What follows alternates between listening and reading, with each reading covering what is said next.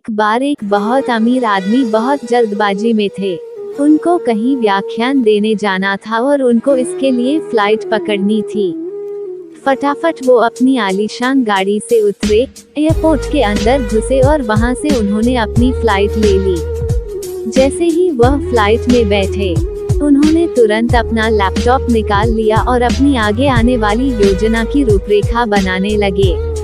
वो बहुत जल्दबाजी में दिखाई दे रहे थे। थोड़ी देर बीत जाने के बाद फ्लाइट में काम कर रहे कर्मचारी ने आदेश दिया कि बारिश तेज आने के कारण हमें पास के किसी एयरपोर्ट पर लैंड करना पड़ेगा। अब यह भाई साहब बहुत ज्यादा गुस्सा होने लगे। उन कर्मचारियों के साथ उन्होंने सही व्यवहार नहीं किया।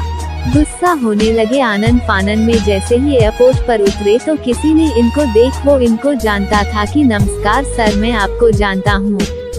आप वही डॉक्टर भटनागर हैं जिनको पास के एक शहर में स्पीच देने के लिए जाना है।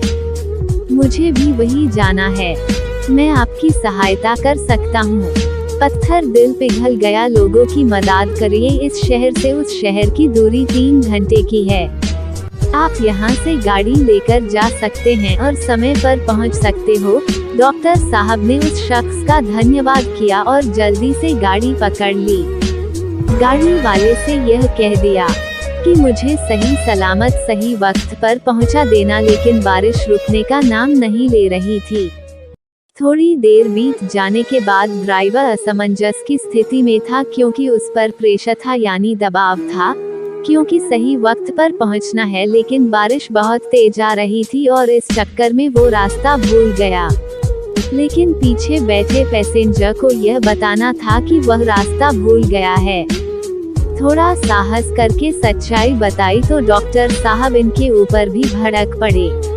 जैसे तैसे ड्राइवर ने अपने आप को संभाला और पैसेंजर से पूछा कि अब आप बताइए मैं क्या कर सकता हूँ। डॉक्टर साहब पहले तो बहुत चिल्लाने लगे और बहुत गुस्सा हुए। जो भी इनको भड़ास निकालनी थी वो निकाल ली और कहा कि अब जहाँ कहीं भी रुकने की व्यवस्था हो वहाँ चलिए। पास में गांव आता है और गांव में एक छोटा सा घर होता है। घर को खटखटाते हैं। बूढ़ी सी माँ की आवाज आती है। माँ बोलती है कि परेशान ना करें, आप अंदर आ सकते हैं। बूढ़ी अम्मा ईश्वर की भक्ति में लीन थी। कुछ देर पर फ्री होने के बाद में बोलती है कि आपको चाय लेनी है या फिर मैं आपको पानी पिलाऊं। जो भी वह आप भगत कर सकती थी उन्होंने कर ली। आपने हमसे पूछा, इसके लिए ईश्वर का बहुत बहुत शुक्रिया। तो इतने में बुढ़िया बोली कि नहीं नहीं, ईश्वर का धन्यवाद तो मैं तब करूँगी जब मेरा यह छोटा सा बच्चा ठीक होगा। यह पिछले काफी समय से बीमार है। इसके मम्मी पापा जल्दी गुजर गए और इसके इलाज के लिए बहुत पैसा लगना है। मैं जानती हूँ कि शहर के एक बहुत बड़े डॉक्टर हैं। वही डॉक्टर भटनागर उसका इलाज कर सकते हैं।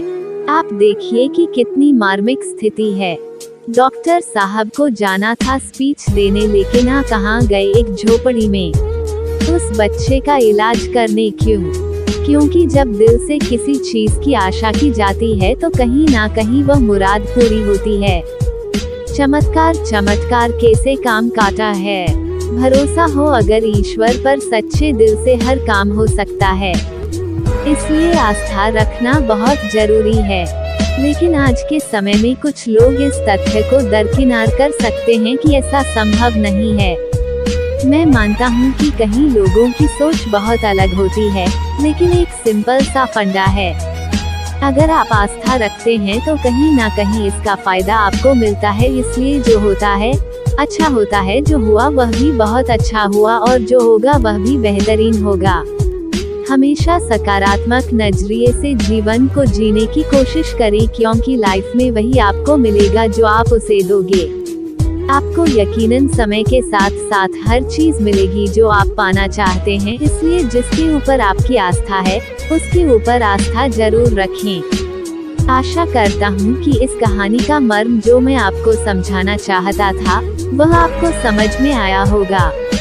अगर आपने इस कहानी को पूरा पढ़ लिया हो तो दिल से आपका शुक्रिया। जिस किसी को भी इसकी जरूरत हो उसको यह कहानी जरूर सेंड करें, उसके साथ यह जरूर शेयर करें। और अगर आप कोई सुझाव देना चाहते हो तो बिल्कुल दे सकते हो।